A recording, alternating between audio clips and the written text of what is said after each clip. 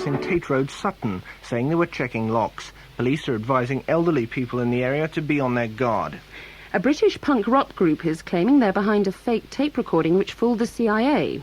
The American intelligence agency thought it was part of a Soviet disinformation plan. Here's Andrew Parkinson. The genuine voices of Mrs. Thatcher and President Reagan. Through the crackles, he seems to be saying he'd fire missiles at his allies to keep the Soviets back behind their borders during a war. "You mean Germany?" Mrs. Thatcher incredulously replies. But it's all a fake, made by punk rock group Crass.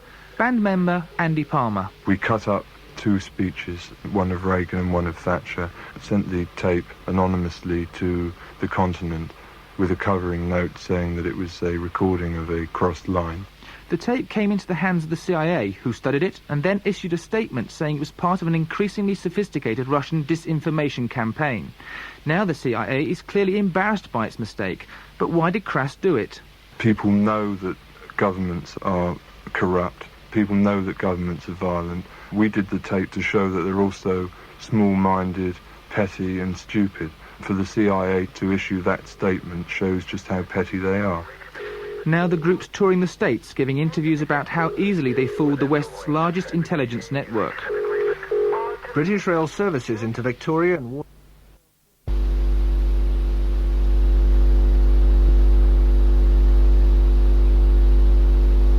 We have 38 reservations. Hello. We need 60 for a sellout. Hello. Hi. Hello. Kenny. Yep. Kenny, this is Patty Conashiro. Right. I just want to ask you a couple of questions about this tape. Yep. We were listening to it earlier. A lot of it we can't really understand, but basically one of the obvious questions would be why your band Crass had decided to do something like this anyway. Well, the obvious answer to that is that we set out to embarrass the Reagan-Thatcher alliance, to demonstrate to the common people of the world the utter stupidity of their government and the very real danger that the paranoia of world leaders poses to the common people. Effectively, we were putting out a demonstration of possibility that the common people can stand against governments, can stand against oppression. How successful do you think you have been in embracing both of the governments? Well, in the sense that the State Department in the USA was sufficiently convinced by the tape to need to actually disclaim it, indicates the utter stupidity of that department, the sort of blind naivety that they have. If they were convinced by that tape, you've heard it, you've heard the quality of it, and that actually convinced the State Department sufficiently for them to disclaim it. And that should be an indication to the common oppressed people of the world that we can, if we choose our methods, work towards the destruction of these oppressive governments. I think we have been very successful. The response to that tape's been enormous. It's now worldwide. So the joke has been laid, and you're laughing now. What happened? I wouldn't say that we're particularly laughing. I mean, what we aim to do, and have done in the past through other methods, is to create a network throughout the world of oppressed people, of oppressed common people. I mean, I don't know whether the people in America realize that 90% of the population of Great Britain regard America as an oppressor in the way that the people of Poland regard the Soviet Union as an oppressor. We are a country under occupation. There's 120 American military bases in this country. We are totally in the stranglehold of American economic and military pressure. We have no basic freedom. This applies on a cultural level as well, in just the same way that America destroyed the ethnic culture of Hawaii, so it's destroying the ethnic culture of Europe, of Britain, of Middle America, of South America, of Africa, of the Far East, of Japan. What we are aiming to do, what we hope to do, is to stir the people, the common people of the world, to realize the sort of dreadful oppression, the dreadful destruction that the two major powers of Soviet Russia and capitalist America pose to us as people, the threat that they pose.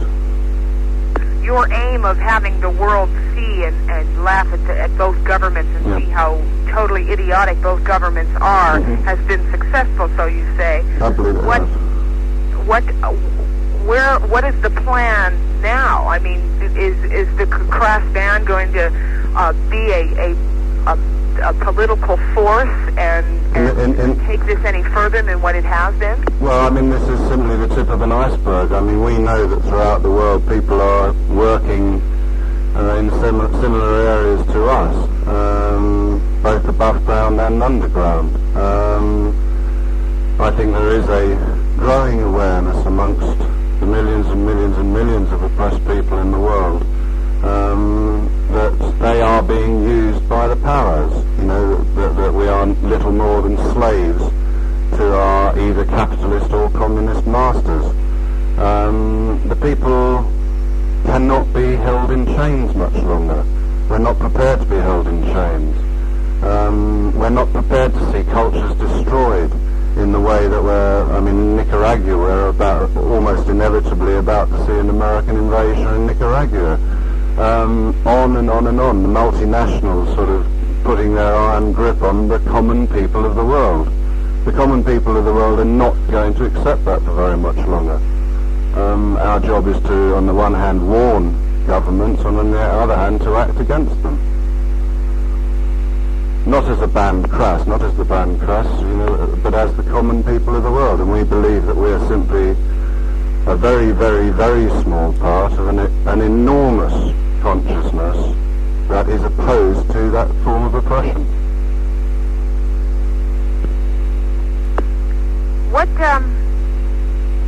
Let's see, what else was I going to ask you? I think that just about covers everything that we were going to say as far as the political stand. How were you able to actually put the tape together? Well, as you know, the tape was made up of various speeches made by Reagan and various speeches made by Thatcher, and effectively it was a purely physical task of putting little bits of pieces of words and half words together until we had what we wanted. It was simply 2.5 months of very hard work. Kenny, what is your last name? Rambo. Spell it, please. R-I-M-B-A-U-D. And you are a member of the group? That's right, yeah. Do you play a certain instrument? Yeah, I drum. The drum. Yep. How many members are in your group? Well, I mean, it's hard to define, really. I mean, in terms of actively playing on a stage, there's generally around 10 of us. You know, in terms of playing on the world, there's millions of us. And really, how successful are you? Well, without being immodest, I'd say that we are the major punk band in this country, and probably in the large amount of the world beyond this country. Oh, I see. Okay, well, Kenny, thank you very much for talking to us. I appreciate it. Thank you. Okay, nice speaking to you. Bye-bye now. Goodbye. In touch with this. In touch with you? Yes, that's right, yeah. About what? Well, what happened was that we produced a tape which was a cut-up of a conversation between Ronald Reagan and Margaret Thatcher, which we produced just before the election. We distributed it on the continent anonymously. Somehow it got to the States. The State Department in Washington issued a statement saying, to quote, "This is part of the increasingly sophisticated Soviet disinformation campaign," which is obviously incorrect. However, that Associated Press got hold of it and printed quite a lot of articles in the States. Subsequently to that, the Sunday Times of the 8th of January printed an article called "How the KGB Fools the West's Press." I know about that. You know about that? That's right. I think I think another person maybe contacted you, because for us it's clear. Ah, Yeah. right. Maybe another person contacted you from Novosti. Well, maybe, yeah, We maybe. have a correspondent here. Yes? Maybe you need him? Yes, that would be good. So, but as to us, just a moment. But who has given you our telephone? Paul Lashmar from the Sunday Observer, who did an article. In fact, I mean, obviously the Sunday Times was merely acting as a mouthpiece for the. For us it's clear, it's usual thing. That's right, yeah. Don't blame Russians. That's right. Oh no, I'm not. No, I'm not at all. But I mean, what happened was that Paul Lashmar did his homework and managed to find out that it was us who did the tape and printed an article in the Sunday Observer. Yeah, and blame the Russians. No, he didn't. No, he didn't. The Sunday Times did, but the Sunday Observer didn't. Or maybe, just a moment. Just when I give the telephone. Okay.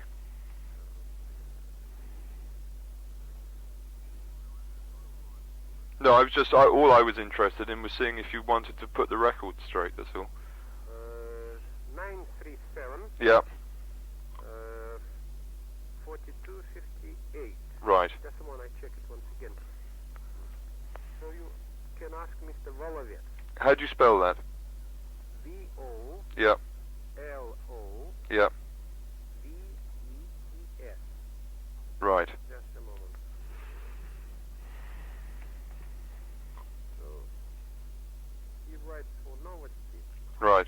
So, maybe he will be interested in that story. Okay. Just a moment.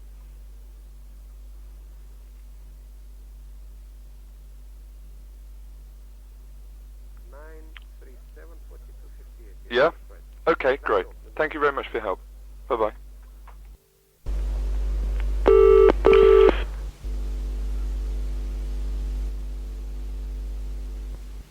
NPR again. Sorry? Ringing up to try and get through to John Loader Oh, right. to arrange an interview. Is he off the phone yet? Yeah, can you hold on a sec? Sure. I'm there, Susan. Right. Hello. Hello, my name's Ian Willits from National Public Radio in the Oh, right. States. Yep. And Washington have just rung up and asked me to do something on the story of the Reagan-Thatcher Right. tapes. Right. Yep. I'd like to get hold of a copy of the tape, if I may. Yep. And I'd also like to interview one or two or more of the Crass. Well, do you? I mean, I am one of the band. Right? You're not speaking to John Loader. You're speaking to one of the band. Oh. Hello. Who am I speaking to? Penny. Penny. Yep. What would you want to do? You want to do a live interview or? No, I'd come down and tape an interview. Right. Fine. Well, that sounds pretty good. We can have it. Do you want the tape when you get here? Or? Yes, that would be fine. Okay. When do you want to do it? What time tomorrow would suit? Let me think. Can we provisionally say 2 in the afternoon? And I'll have to confirm that when some of the other members of the band come in. Sure. Yeah, Fine. Okay, I'll pencil you in for 2 o'clock. And you'll be here. Whereabouts? It's 10 Middleton Road. 10 Middleton. That's M-Y, Middleton. N. M-Y. Right, Middleton Road. Yeah, N22, that's Wood Green. N22. Yeah. Wood Green. Lovely. Okay. Great. Thanks very much. All right, so we'll ring. Will you be there in the morning tomorrow? There will be someone here from about 8:15. All right, 2572752. That's correct. Okay. Okay, bye.